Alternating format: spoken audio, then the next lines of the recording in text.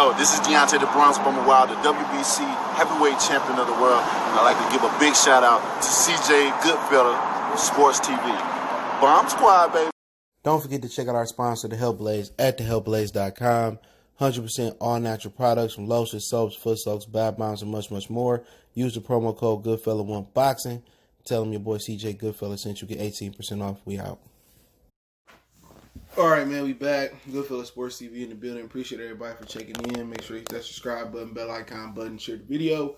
And, yeah, it's time to talk about what's going on. We're going to talk about Regis possibly taking on Pablo, Cano, I think August 14th or 15th to kick off the zone United States for Eddie Hearn. But first, there's some talk about Callum Smith maybe jumping up to fight Artur Beterbiev, the unified champion at 175 pounds, WBC and IBF. He beat Alexander Gosvic. Matter of fact, he retired Gosvic. You know, y'all hero. Some of y'all hero. He got his dick knocked in the dirt like I told y'all he would. But let's talk about that first. They said Callum Smith last time he fought John Ryder, I believe, that he didn't look too good at the weight. They said he might be drained. He a big guy. He's 6'3". You know what I'm saying? I picked him to win the World Boxing Series tournament. He did win it. He beat George Groves. Groves is coming off shoulder surgery after fighting Chris Eubanks Jr.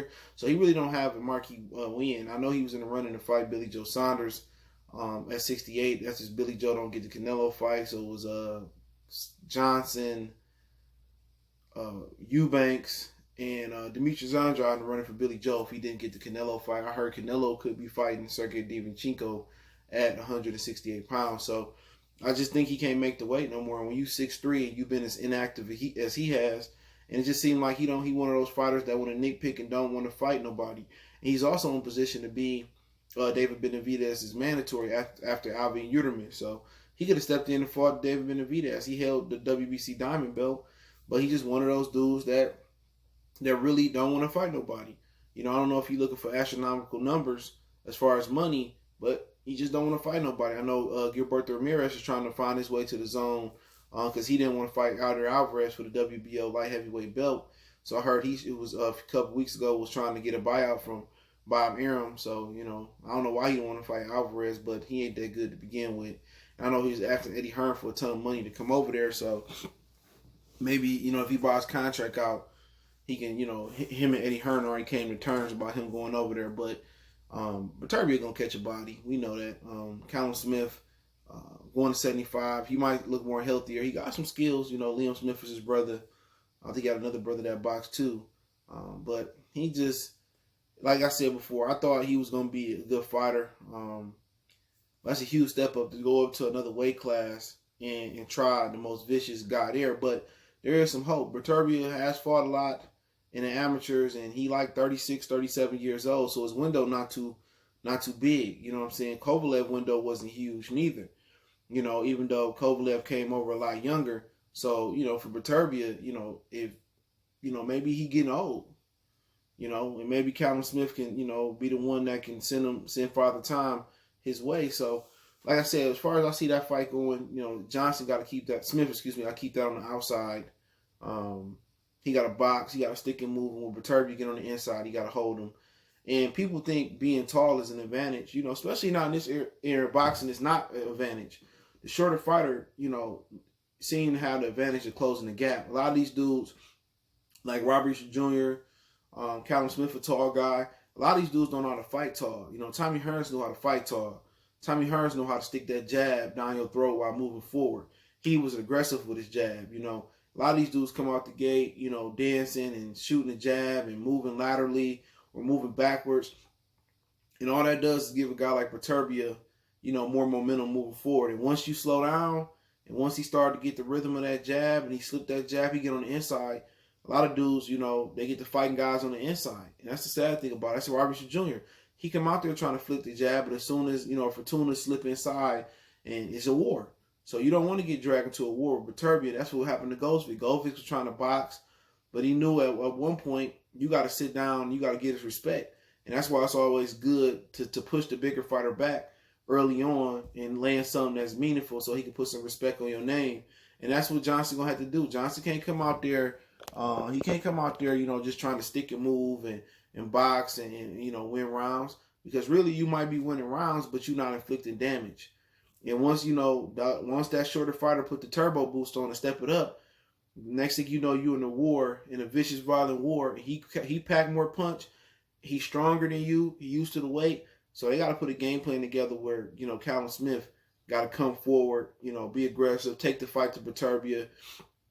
And then once you establish that you put kind of some fear or some doubt in his mind with some good shots, then you kind of go back to boxing and get into your groove. Now, some dudes that can, you can stick and move on the outside all night. Those more guys who slick, like Floyd and, Pernell, they can be on the outside all night and slick. But they can sit right in front of you in the pocket and operate like a surgeon and take you apart. I don't think I keep calling him Callum Johnson, other British fighter.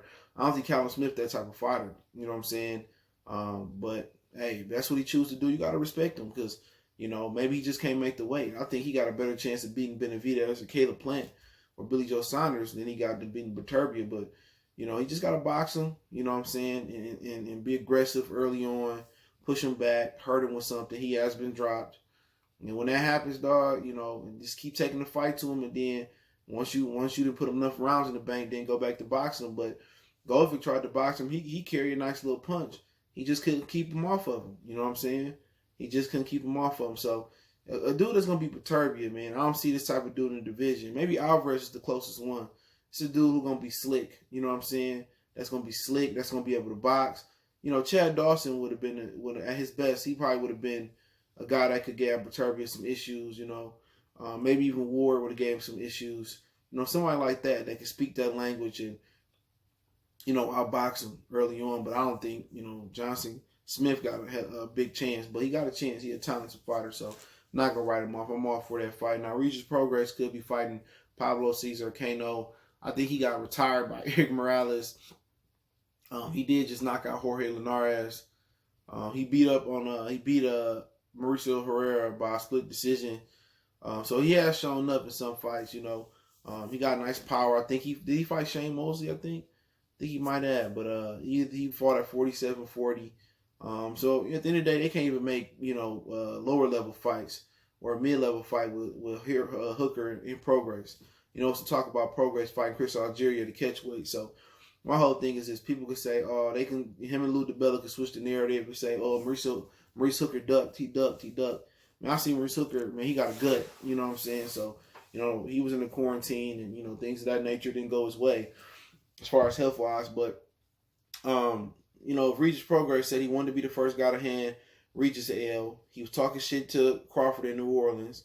He said he wanted to fight the winner of Ramirez and Taylor, but the winner going up to 47. So why not go up to 47? You know what I'm saying? He trying to get a vacant belt. I get it.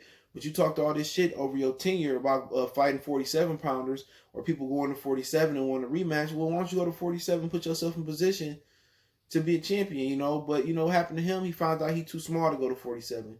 Josh Taylor banged him out his frame. I don't care what nobody say. The fight was close. No, it wasn't. Y'all know shit about boxing. So I'm not arguing with you. But, he fight Cano. Who cares? I don't care to watch it. You know what I'm saying? If I do watch it, I ain't doing nothing. I sit and watch it. But, come on, man. This is why the zone going broke. You with kids, I say this all the time. You don't give kids an option. If we eating fish sticks, we eating chicken, we eating fries, we eating a salad, this is what you eat. You give them what you eat until, what you want them to eat, so they figure out when they get older what they like and what they don't like. They giving these kids too many options on the zone and PBC, and they giving these dudes too many options. Oh, you want this? You want that? You want this? No, a dude like Regis Prograis shouldn't have a second option. Either you fighting Hooker at 47 or you take your bitch ass to another network. Straight up and down. You shouldn't have an option. See, this is the problem. They giving these no-names fighters, these fighters with no fan base for real, options. He don't deserve options. Canelo can have options. Errol can have options. Wilder, Joshua Fury can have options. A guy like Prograis and Hooker, they shouldn't have an option. That's the problem. Oh, you can just fight. No, nobody care about. Save your money. You wasting the money on a card nobody care about. Save your money with Prograis. If him and Hooker don't want to fight, well, you go somewhere else and find somewhere to fight. You ain't eating here. That's the problem. They giving these no-name fighters options. You know, he fight Cano. Who cares, bro? What does it do for your career? Nothing. At least beating Hooker, it was a fight people wanted to see because it was a history there. What's the problem going up to 47? If you chasing all the dudes that you called out, now had he not called them dudes out and said, you know, I feel comfortable at 40, I ain't got a problem with it. But it's hypocrisy. He's a hypocrite. Just say you scared to go to 47, and I think I'm a 140 pounder. Taylor showed me I was too small. I was a mouse in the house. I was too small. So him fighting Kano, come on, man. Wonder why the zone going broke. You got Triple G fighting Tamata. You got Canelo fighting Derevchenko possibly. And you got Regis fighting Cano. Fights that nobody in their life asked for. So that's the problem with the zone. The zone want to know what's going on like Marvin Gaye. Why y'all failing? It's because y'all giving sorry-ass fighters options, dude. But y'all know what it is, man. Hit that subscribe button, bell icon button, share the video. Let me know what you think about Beterbiev and Callum Smith possibly fighting. Let me know what you guys think about Cano and Regis possibly fighting August 14th and 15th, headlining a show. Appreciate the love, support. Keep sharing the videos. Want to make a donation to the channel. Cash App, PayPal in the description. Need to get in touch with me. Facebook, Instagram, Twitter. All the links in the description. If you got business questions, require sponsorship, video requests, hit me up. Twitter's the fastest way. One time for the one time we go.